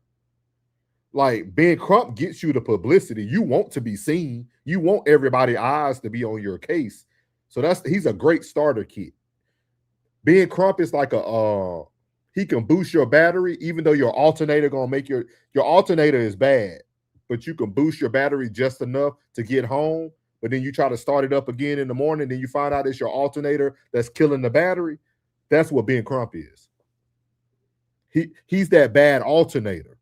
But if you give it a little charge, it'll still get you kind of where you need to go until you finally get it diagnosed and you figure out like, oh shoot, we should have did X, Y, and Z instead of I just bought a new battery, went to O'Reilly's, got another battery. Like, no, it's the alternator. Get the alternator changed and your battery won't die. Yeah. You know what I mean? That's how I look at Ben Crump, man. Gillian said, I pray Carmelo gets a new fair trial. Welcome in, Gillian. Yeah, welcome in, Gillian. Not to hold it up on this, I'll let y'all see tomorrow. I have a feeling in my gut, but I'm gonna let y'all see tomorrow. He's supposed to come out tomorrow via email and send the message of the result. Purple Groovy said, feelings are not facts. Tell him. Thank you. What's up, Purple Groovy? Welcome back, ma'am. J. Lord said, thank you. Bias is not justice. Big facts. Penny said, agreed. J. Lord said, do you guys think it will be in October if he gets a new trial? I don't know. They might hold it off. It might go to October. It might go to November because election season. So it all depends what gamut they want to run. It all depends what gamut they want to run. Marwy. Welcome in, Marwy. Appreciate you being here. How you doing, ma'am? How you doing? Marty said, Penny, he is about the paper. Jay Laura said, Ben Crump intentionally stalls cases for numerous nefarious reasons. Yes, sir. Penny said, True Souls is right about the publicity. Yeah, he'll get you out there. He'll get you seen. He'll get you. Look at him. He can take you all through the Southern tour. He's like a comedy tour manager. He can get you to all the hole in the wall places. But your stardom is up to you. You got to be a good comedian. He can get you into all the gigs, but if you ain't talented, you'll never make it. And when you don't know the system, you can't be talented. Jay Lewis says, so Chitty will give an answer tomorrow instead of Monday. That's what they're reporting. So the latest update, and I'll say this right quick, it says the hearing has concluded, and Judge Michael Chitty announced that he will issue his decision tomorrow, Saturday, the 22nd. This is according to WFAA. So there's no grant or denial tonight. So but Jay Laura, we did a background check on him last night. His rap sheet ain't good, dog. This new judge ain't good. So I don't know if he's trying to rebuild his reputation by giving Carmelo a new trial, or is he just going to sit in the seat and say, hey, Roach is my boy. I agree that he did a good trial, and we're going to just leave it at that. Yeah, you don't know what kind of that's what I said last night. You don't know what kind of conversation they've been having behind the scenes. Penny said doubt he had a fair one if he get a new one. Yeah, because they already building up new evidence on both of them, character-wise. Mm-hmm. Purple Groovy said, he who helps the guilty shares the crime. I'll agree with you. Penny says, he's a Don King. Gillian said, Ben Crump is the opener, but not a closer. See? Thank you. See, everybody on the same page. Everybody on the same page. Jay Lewis said, look at Carmelo's lawyers and trace each one back 10 years. You will see what's up. I know, man. I know, man. I know. Penny said, I think he's just gonna double. Oh, go ahead. Jay Lord, you got to walk in a little slow with the group. Sometimes people are very sensitive to certain things, so we try to give it to them in micro doses, not too much, not too soon. You know, you got to walk them. You got to lead them into it. Walk them down. Yeah. Penny said, I think he's just gonna double down on Melo. Jay Lord said, there's a fundraiser in Martha's Vineyard. They said, Jay Lord said, I think they are all suspect at this point. All right, let's get you on out of here. All right. So, Rain did her due diligence. Y'all know Rain like a little sniper on the back end. So Rain was able to provide some information that I think is going to really allow us to close out tonight's town hall, really with a cliffhanger almost, kind of giving us a better understanding of how some people are looking at this thing. So you want to give them a rundown of what it's going to be about, Rain, before? So People Magazine came out with an article that basically says that Jackson County coroner, that's in Mississippi, that's where Nolan Wells is in Mississippi, said that there have been no recorded drowning deaths at Horn Island in the last 6 years. That doesn't mean that there's no drownings that happen in the area. Of course, there was one at Pettis Boys Island in the same time period, and a teenage girl was taken in critical condition to the hospital from Dolphin Island back in 2022. But, you know, of course, with all the questions surrounding his death, it being a drowning and whatnot, and yes, we've had those reports of it's a washing machine effect out there. The current is different whenever, you know, it's around the island and whatnot. You know, some people know how to navigate the current, some people don't, you know, and it's a death trap, they say. But here, and Hype News is gonna bring it all together, but they're saying that have been no official recorded drowning deaths on Horn Island in at least the last 6 years. But also, guys, it didn't happen. But also they talk about who they seen Nolan with too.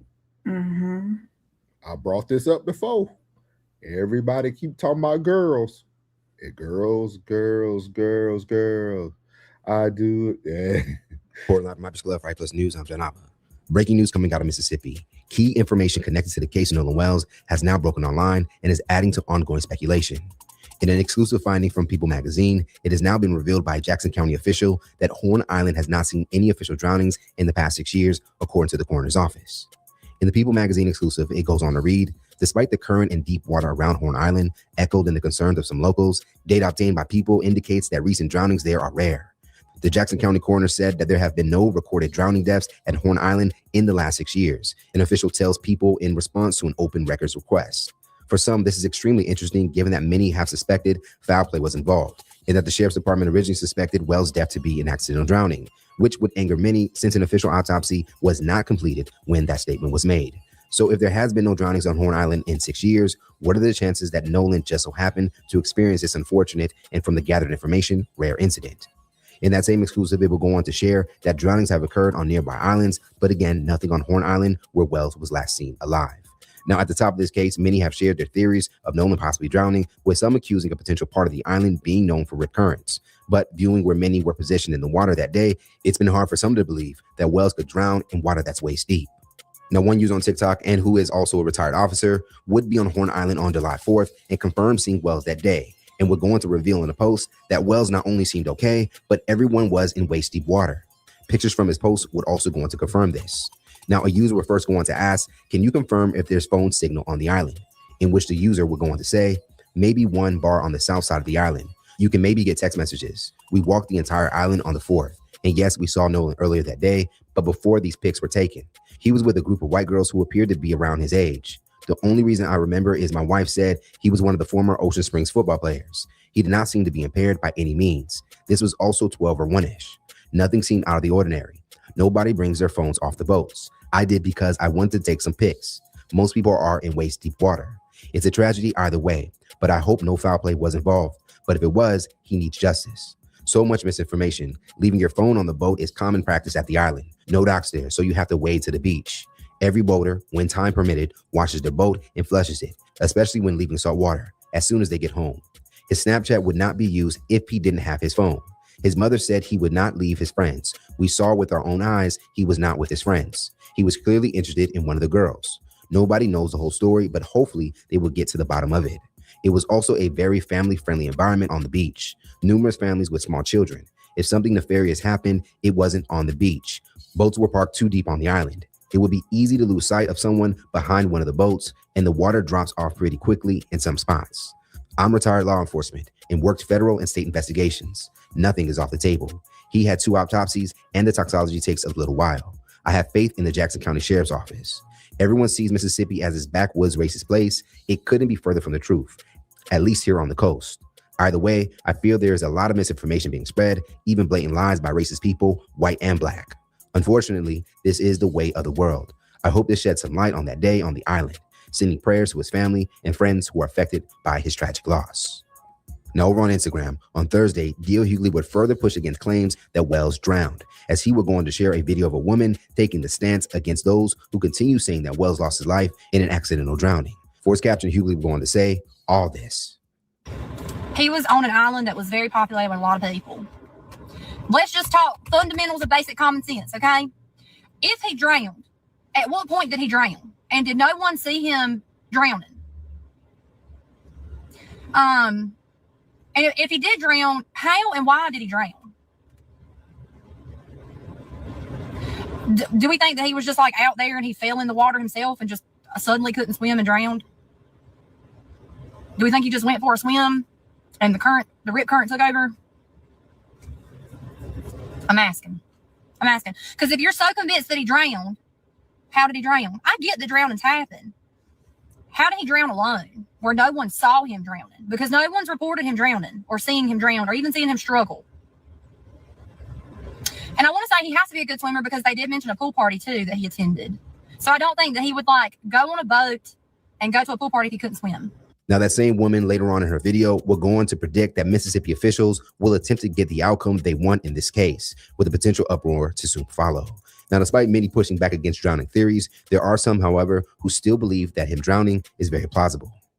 I can tell you for a fact, Nolan is not the first person to pass away, or even the first person to pass away on the 4th of July. Been several people who have passed away from accidental drowning off of Horn and Ship Island. The majority of the time, it's from people having some liquid courage, jumping off a boat into the water and it being too shallow, or falling off and hitting their head, becoming unconscious. One person, I think it was a 17-year-old, fell off, hit his head, became unconscious, and his friends were right there. Tried to find him, couldn't find him. Didn't find him, I don't think, till the next day. Similar to Nolan. Drowning is silent. Now, as far as the latest, yesterday would mark Wells's 19th birthday, in which his friends and family would participate in a prayer vigil for the young man. The comments below, upon hearing that Horn Island has not had any reported drownings in 6 years, does this add to speculation that foul play was involved? Reporting live from Miami Club 5 Plus News. Unmute. There we have it. That was just a quick little rundown of like thoughts of other people, people who were still seeing them. So I'm gonna give you guys. Can y'all hear me? Yeah. Mhm. Oh, okay. He said y'all. Okay. We're gonna add this to the stage here.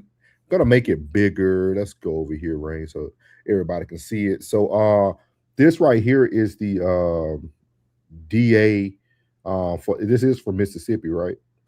From Angel Myers. Yeah, I'm gonna let Rain read it because y'all know I'll be leaning in even with glasses on. I still can't read it. So. Okay, I'm gonna put. You can leave it right there, but I'm gonna make it big on my screen over here on this side. So she sent this letter out on the 18th because a lot of people are still like, hey, where's the information at? She says, as district attorney, I do not have the same freedom to share information publicly that private individuals may have. For example, I do not have the freedom to release letters I've sent in this investigation, discuss witness cooperation, or the testing of evidence. I do not have the freedom to identify what information is verified and what information is false. I do not have the freedom to publicly adopt a narrative and choose one fact over another, nor do I control the information released by private individuals who are not part of the investigative team. I cannot control whether private individuals release letters they have sent to me, just as I cannot prevent them from releasing letters I've sent to them. I cannot control which facts or bits of information are shared or whether that information is being shared in context, twisted, or misconstrued. Public commentary does not make the speaker transparent, just like exercising restraint consistent with the law does not make the process corrupt. The fact that something is said does not necessarily mean it's actually true. Prosecutors are held to the highest ethical standard under the law, as we should be. The people we serve deserve no less. I understand that a void is perceived when some are speaking publicly about a matter while others do not. I would be stepping outside the bounds of law if I were to fill that void and share information publicly. With all the public pressure being placed on my office, filling the void would only serve to get pressure off of me. Nolan deserves better. There is no pressure that can be placed on me and no force that is greater than the weight of the oath that I took and my responsibility to the people I serve. My obligation and commitment is to present the grand jury with all the evidence collected in this case in order for them to reach a decision based on a thorough investigation, complete evidence presentation, the actual truth, and an understanding of the law. I am obligated to do so in keeping with the law and the rules of the court. On July 23rd, 2026, I released a recorded statement explaining the process and what the people of Jackson County should expect in this matter. There is nothing more to be shared at this time. I caution the public about assigning trustworthiness to things they read and see online. I also ask that rather than those individuals demanding that I step outside the bounds of the law and make public statements, we all step back, allow the process to work, and allow us to do the job that we were elected to do. I stand firmly on the rule of law and my ethical obligations. That is what the people of Jackson County elected me to do. I will present the grand jury with a thorough, complete, and fair investigation into the death of Nolan Wells. Yeah. I mean, she literally, I mean, I'm gonna tell you, like, it's very unique because everybody started their emotional rants off of the one thing that started. When everybody felt the sheriff shouldn't said anything, that's when everybody started running with their narrative. Mm-hmm. Prior to that, everybody was good to go, right? Everybody was kind of letting things play out. But once people got the information that didn't sound like what they wanted it to sound like, mm-hmm. that's when everybody really started like honing in on like what they heard or what they seen, things of that nature. But again, guys, here at the town hall, man, we're just here to bring you information that continues to trickle out, information that's coming. They did subpoena the CETO call this week, which I don't even know how good that's going to be. Everybody already heard 6,000 versions of that too. Mm-hmm. So everybody going to feel like if something comes out and it don't sound the same, everybody going to feel like that's fake news too. So we're at a point now where we have allowed every platform to create a narrative and everybody's going to follow that narrative, whatever narrative makes you feel better at the end of the night. So that's kind of where we are when it comes to the case of Nolan Wells. And it's unfortunate because Jay Lloyd said it. Everybody says it about him, man. You could just look at him and tell he was a great kid. Like, everybody had something great about him. All the videos I still see on TikTok of friends finally putting out like videos and prom, and like he was just a life of the party, doing funny TikToks at school with the teachers, and like he was just a great kid, man. And no one's never gonna remember about the greatness of him anymore. It's gonna always be about this story. Yeah. As we mentioned before, my biggest thing is every time we hear someone, everybody talks about females, but there's really hasn't been any females that people have questioned or really brought upon. He said, yeah, Precious. Yeah, like for real. So again, man, prayers to Nolan Wells, man. Justice for Nolan Wells, because we do want to see justice. We do want to see the answer. I feel like for me, it's all about knowing what's correct, what's the answer. But other than that, you got anything for him, Rain? No, just make sure y'all tune in Sunday as well to Same Soil, Different Roots right here on the Raw Society Network, Souls of Thoughts. And we will be live on Facebook as well, because that's where Miss Lancaster, she does most of her communication is through Facebook. Like, she's really putting out the information on Facebook. So we're going to live stream over on our Facebook page as well. So make sure y'all come join us, listening to the Malachi story. And we're going to hopefully get that story back out there to where Florida will reopen the investigation into the unusual circumstances of his death. We're going to say like that. Yeah. Go ahead. My bad. I was just answering. It's going to be 5:00 Eastern and then 4:00 Central Standard Time. Jay Lloyd. So everybody who's able to see it on the screen, take a screenshot.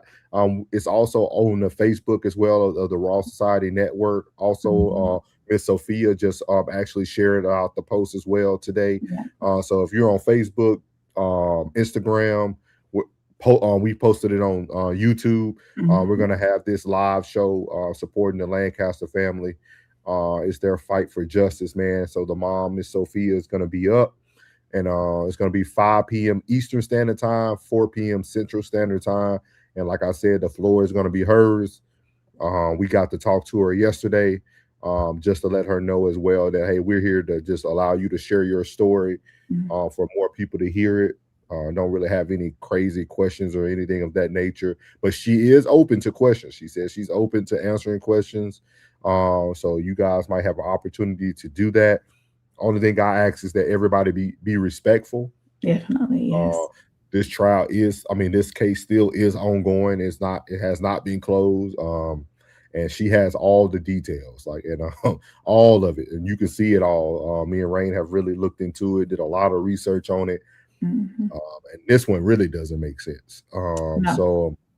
But again, our goal here on the Raw Society Network is to bring voices to those who others might not see. And I always tell everybody, if there's a case or something that you feel going on in your local area or something that ain't making mainstream news, but you know how to get in contact with the person, we'll have them come on, man. I'm all about people sharing their story. I will tell you, Soul's going to keep it straight with you now. Facts are facts. Definitely. Facts are facts here. Now facts over feelings all day. Yeah. So what are the emojis at? Them put the emojis in. He said cases with no media coverage has my heart. Yeah, it's a lot of them out there, man. So again, man, shout out to everybody who's been with us tonight. Jay Laura, make sure you hit us up in that email, Big Dog. I'm hoping you a male because I'm up here saying Big Dog and everything. But hit us up in the email as well.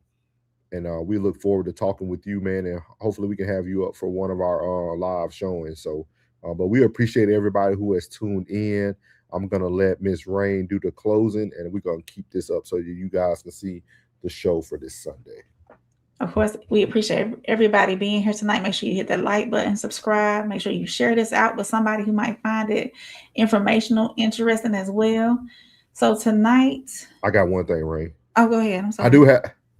Okay, see, that's why I said I'm a female. Okay, got it. Like I was like, I'm up here just saying big dog, this, big dog, that. Okay.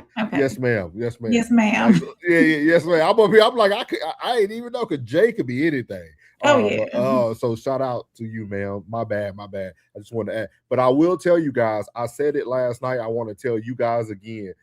If Carmelo Anthony gets his trial, I will be boots on the ground at least 2 days of the trial.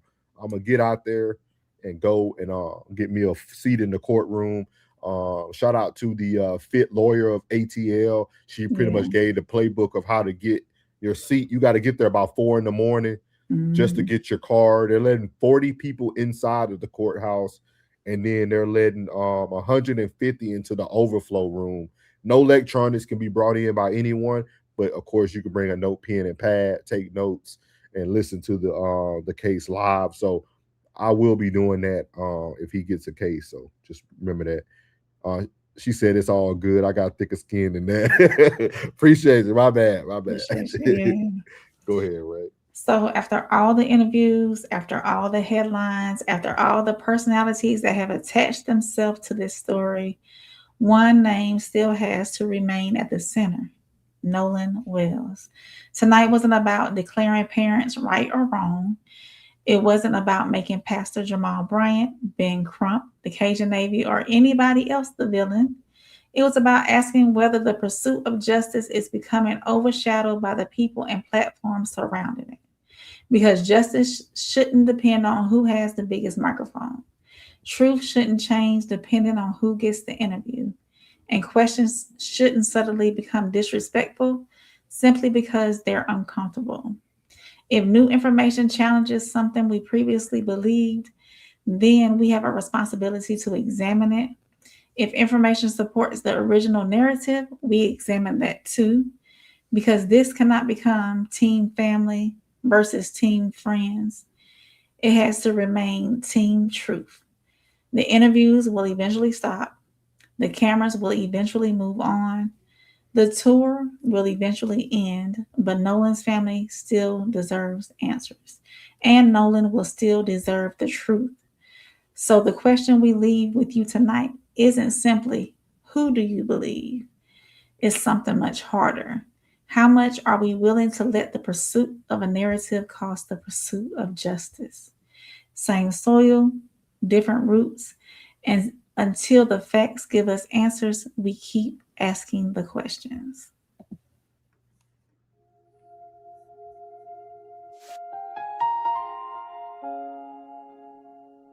Yeah. Sometimes the loudest room still don't have the answers. Everybody got a microphone now, but who's still listening for the truth? How much does justice cost? How many tears before something gets lost? Mama's still searching, daddy's still strong. Whole world talking, but something feel wrong. Everybody came when the cameras roll, but who gon' stay when the story gets old? If truth got a price, tell me, what does it cost? We searching for Nolan, can't let him get lost. Another interview, another city, another person saying that they standing with me. Pastor got the questions, family got the pain, but every time we listen, something seems to change. Lawyers in the picture, cameras in the room, everybody promising the truth is coming soon. Then another voice comes speaking from the side. Now we gotta separate the feelings from the lies. I ain't choosing teams, I'm choosing what is real. Cause grief can make you question everything you feel, and fame can make a tragedy become somebody's stage, while a family's still waking up, carrying that weight. So tell me, who stays when everybody leaves? Who wants the truth even when it hurts what they believe? How much does justice cost? How many tears before something gets lost? Mama's still searching, daddy's still strong. Whole world talking, but something feel wrong. Everybody came when the cameras roll.